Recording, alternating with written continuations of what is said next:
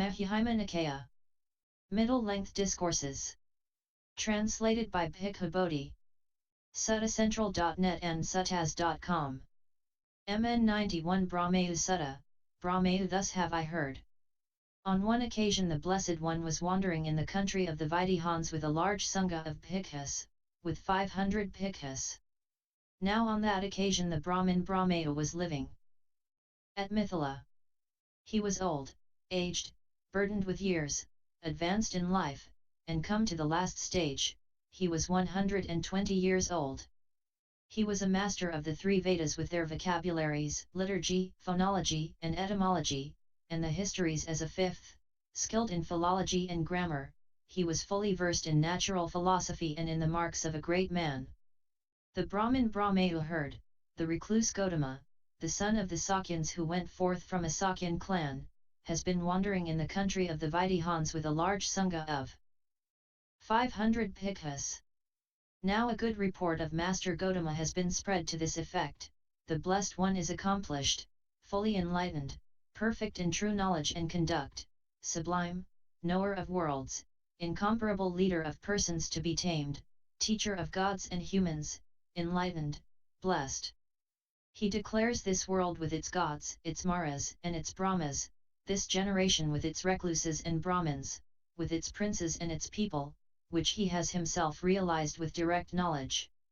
He teaches the Dhamma that is good in the beginning, good in the middle, and good in the end, with the right meaning and phrasing, and he reveals a holy life that is utterly perfect and pure. Now it is good to see such arahants. Now at that time the Brahmin Brahmayu had a young Brahmin student named Uttara who was a master of the three Vedas. Fully versed in natural philosophy and in the marks of a great man.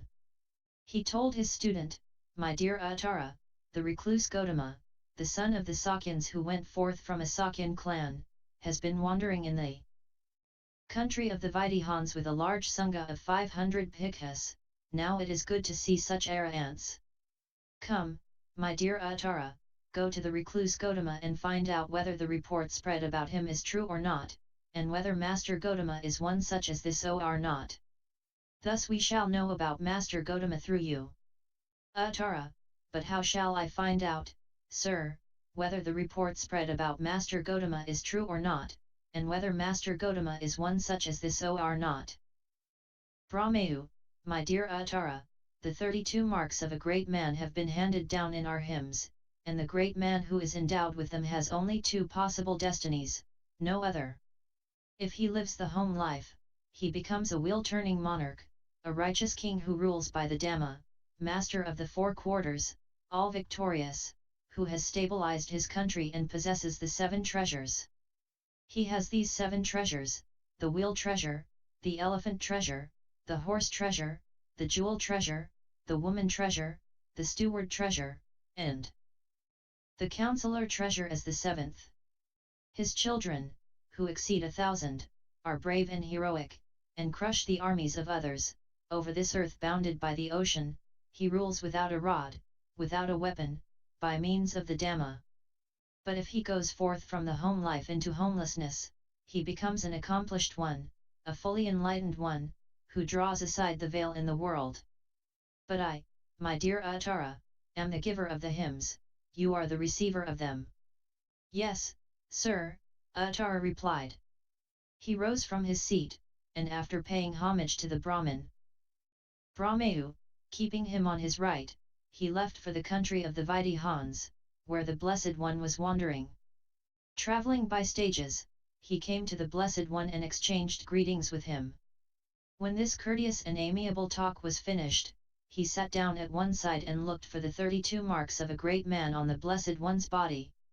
He saw, more or less, the 32 marks of a great man on the Blessed One's body, except 2. He was doubtful and uncertain about 2 of the marks, and he could not decide and make up his mind about them, about the male organ being enclosed in a sheath and about the largeness of the tongue.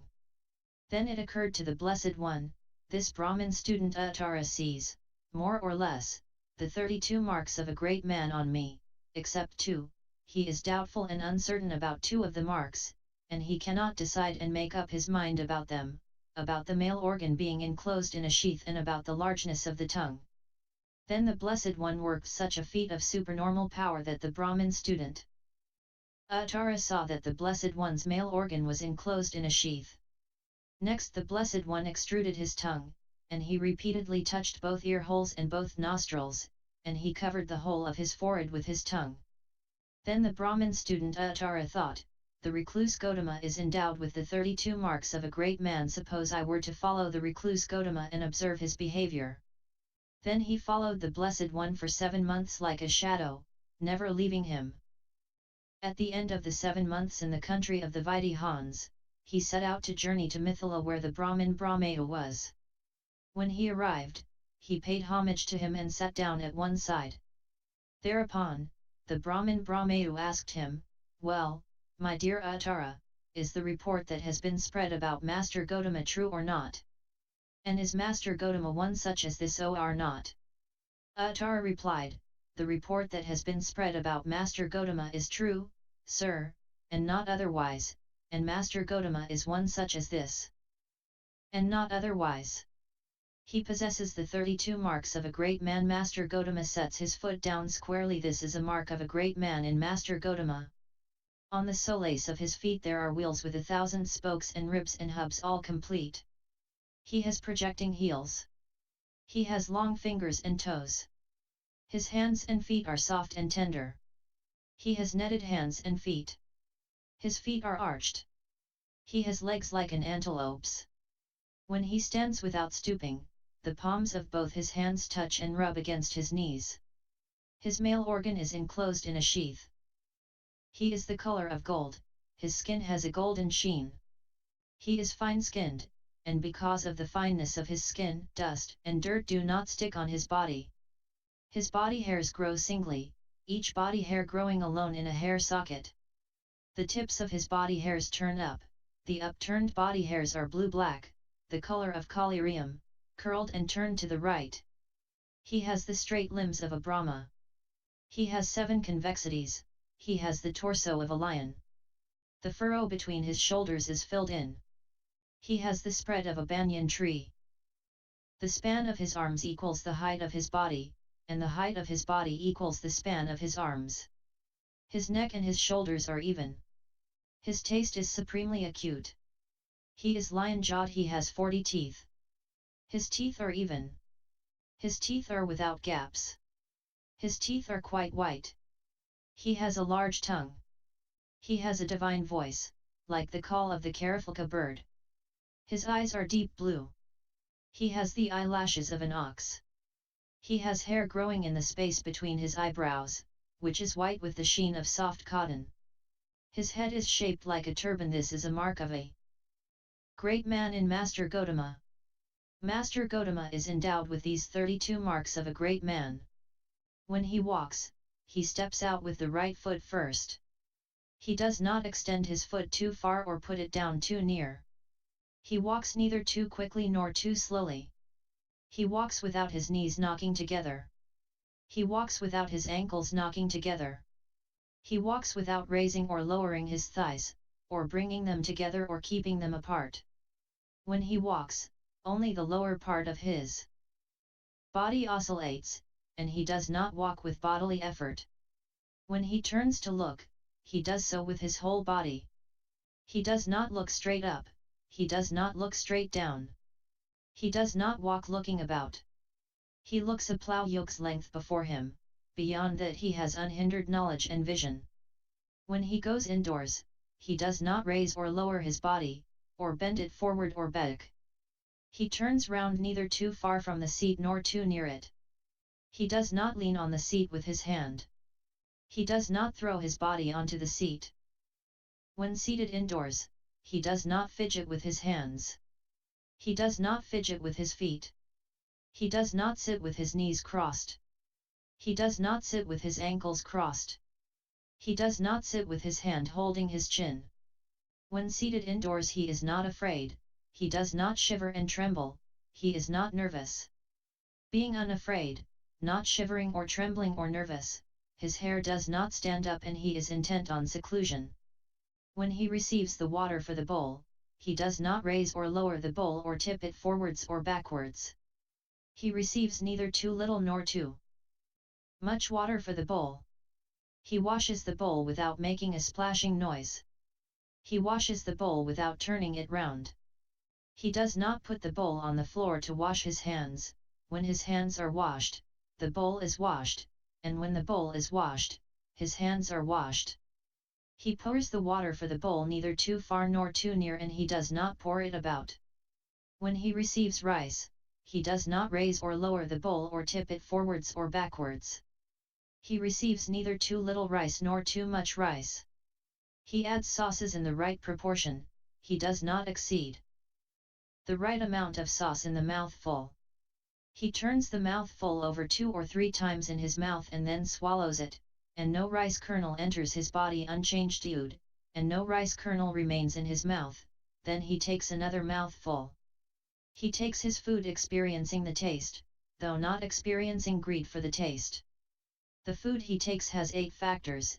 It is neither for amusement nor for intoxication nor for the sake of physical beauty and attractiveness, but only for the endurance and continuance of his body, for the ending of discomfort, and for assisting the holy life. He considers, thus I shall terminate old feelings without arousing new feelings, and I shall be healthy and blameless and shall live in comfort. When he has eaten and receives water for the bowl, he does not raise or lower the bowl or tip it forwards or backwards. He receives neither too little nor too much water for the bowl. He washes the bowl without making a splashing noise. He washes the bowl without turning it round. He does not put the bowl on the floor to wash his hands. When his hands are washed, the bowl is washed, and when the bowl is washed, his hands are washed. He pours the water for the bowl neither too far nor too near, and he does not pour it about. When he has eaten, he puts the bowl on the floor neither too far nor too near, and he is neither careless of the bowl nor over-solicitous about it. When he has eaten, he sits in silence for a while, but he does not let the time for the blessing go by. When he has eaten and gives the blessing, he does not do so criticizing the meal or expecting another meal. He instructs, urges, rouses, and encourages that audience with talk purely on the Dhamma. When he has done so, he rises from his seat and departs. He walks neither too fast nor too slow, and he does not go as one who wants to get away. His robe is worn neither too high nor too low on his body, nor too tight against his body, nor too loose on his body, nor does the wind blow his robe away from his body. Dust and dirt do not soil his body. When he has gone to the monastery, he sits down on a seat made ready. Having sat down, he washes his feet, though he does not concern himself with grooming his feet. Having washed his feet, he seats himself cross-legged, sets his body erect, and establishes mindfulness in front of him. He does not occupy his mind with self-affliction, or the affliction of others, or the affliction of both. He sits with his mind set on his own welfare, on the welfare of others, and on the welfare of both, even on the welfare of the whole world. When he has gone to the monastery, he teaches the Dhamma to an audience. He neither flatters nor berates that audience. He instructs, urges, rouses, and encourages it with talk purely on the Dhamma. The speech that issues from his mouth has 8 qualities. It is distinct, intelligible, melodious, audible, ringing, euphonious, deep, and sonorous. But while his voice is intelligible as far as the audience extends, his speech does not issue out beyond the audience. When the people have been instructed, urged, roused, and encouraged by him, they rise from their seats and depart looking only at him and concerned with nothing else. We have seen Master Gotama walking, sir, we have seen him standing, we have seen him entering indoors, we have seen him indoors seated in silence after eating, we have seen him giving the blessing after eating, we have seen him going to the monastery in silence, we have seen him in the monastery teaching the Dhamma to an audience.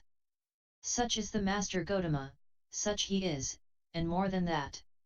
When this was said, the Brahmin Brahmayu rose from his seat, and after arranging his upper robe on one shoulder, he extended his hands in reverential salutation towards the Blessed One and uttered this exclamation 3 times, "Honor to the Blessed One, accomplished and fully enlightened. Honor to the Blessed One, accomplished and fully enlightened. Honor to the Blessed One, accomplished and fully enlightened." Perhaps sometime or other we might meet Master Gotama, perhaps we might have some conversation with him. Then, in the course of his wandering, the Blessed One eventually arrived at Mithila. There the Blessed One lived in Makadeva's mango grove. The Brahmin householders of Mithila heard, the recluse Gotama, the son of the Sakyans who went forth from a Sakyan clan, has been wandering in the country of the Vaidihans with a large Sangha of Bhikkhus, with 500 Bhikkhus, and he has now come to Mithila and is living in Makadeva's mango grove. Now a good report of Master Gotama has been spread to this effect, as in above, now it is good to see such arahants. Then the Brahmin householders of Mithila went to the Blessed One. Some paid homage to the Blessed One and sat down at one side, some exchanged greetings with him, and when this courteous and amiable talk was finished, sat down at one side, some extended their hands in reverential salutation towards him and sat down at one side, some pronounced their name and clan in the Blessed One's presence and sat down at one side, some kept silent and sat down at one side. The Brahmin Brahmayu heard, the recluse Gotama, the son of the Sakyans who went forth from the Sakyan clan, has arrived in Mithila and is living in Makadeva's mango grove in Mithila. Then the Brahmin Brahmayu went to Makadeva's mango grove with a number of Brahmin students. When he came to the mango grove, he thought, it is not proper that I should go to the recluse Gotama without first being announced. Then he addressed a certain Brahmin student, "Come, Brahmin student, go to the recluse Gotama and ask in my name whether the recluse Gotama is free from illness and affliction, and is healthy, strong, and abiding in comfort," saying, "Master Gotama, the Brahmin Brahmayu asks whether Master Gotama is free from illness, abiding in comfort, and say this, the Brahmin Brahmayu, Master Gotama, is old, aged, burdened with years, advanced in life, and come to the last stage, he is 120 years old. He is a master of the 3 Vedas with their vocabularies, liturgy, phonology, and etymology, and the histories as a 5th, skilled in philology and grammar, he is fully versed in natural philosophy and in the marks of a great man. Of all the Brahmin householders who live in Mithila, the Brahmin Brahmayu is pronounced the foremost of them in wealth, in knowledge of the hymns, and in age and fame. He wants to see Master Gotama. Yes, sir, the Brahmin student replied. He went to the Blessed One and exchanged greetings with him, and when this courteous and amiable talk was finished, he stood at one side and delivered his message.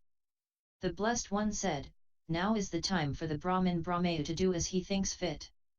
Then the Brahmin student went to the Brahmin Brahmayu and said, "Permission has been granted by the recluse Gotama. Now is the time, sir, to do as you think fit." So the Brahmin Brahmayu went to the Blessed One. The assembly saw him coming in the distance, and they at once made way for him as for one who was well known and famous. Then the Brahmin Brahmayu said to the assembly, "Enough, sirs, let each sit down in his own seat. I shall sit here next to the recluse Gotama."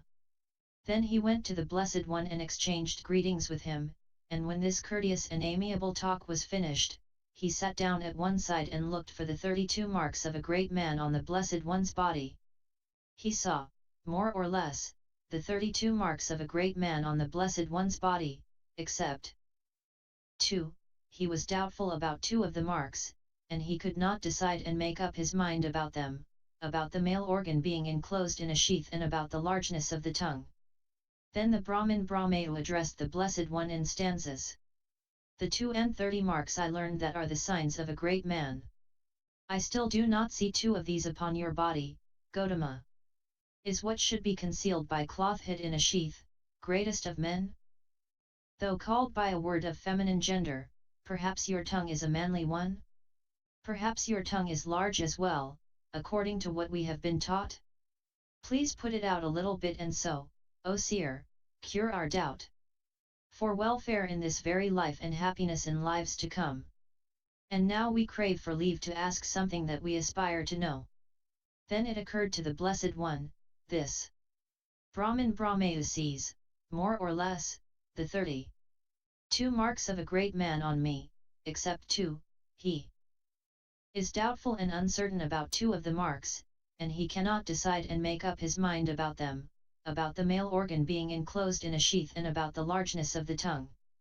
Then the Blessed One worked such a feat of supernormal power that the Brahman Brahmayu saw that the Blessed One's male organ was enclosed in a sheath.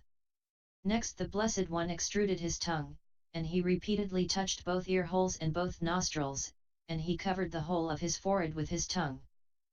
Then the Blessed One spoke these stanzas in reply to the Brahman Brahmayu.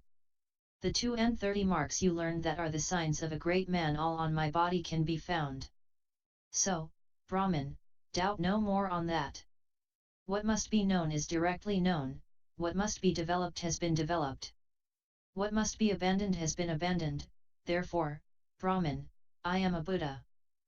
For welfare in this very life and happiness in lives to come. Since leave is given you, please ask whatever you aspire to know. Then the Brahman Brahmayu thought, permission has been granted me by the recluse Gotama. Which should I ask him about, good in this life or good in the lives to come?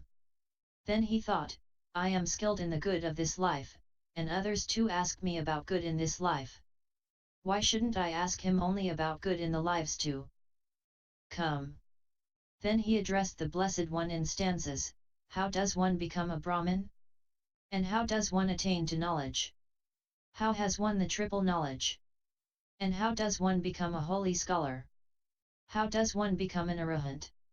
And how does one attain completeness? How is one a silent sage? And how can one be called a Buddha? Then the Blessed One spoke these stanzas in reply. Who knows about his former lives, sees heaven and states of deprivation, and has arrived at birth's destruction. A sage who knows by direct knowledge, who knows his mind is purified, entirely freed from every lust, who has abandoned birth and death, who is complete in the holy life, who has transcended everything, one such as this is called a Buddha. When this was said, the Brahman Brahmayu rose from his seat, and after arranging his upper robe on one shoulder, he prostrated himself with his head at the Blessed One's feet, and he covered the Blessed One's feet with kisses and caressed them with his hands, pronouncing his name, I am the Brahman Brahmayu, Master Gotama, I am the Brahman Brahmayu, Master Gotama. Those in the assembly wondered and marveled, and they said, it is wonderful, sirs, it is marvelous, what great power and great might the recluse Gotama has, for the well-known and famous Brahman Brahmayu to make such a display of humility. Then the Blessed One said to the Brahman Brahmayu, enough, Brahman, arise, sit down in your own seat since your mind has confidence in me. The Brahman Brahmayu then rose and sat down in his own seat.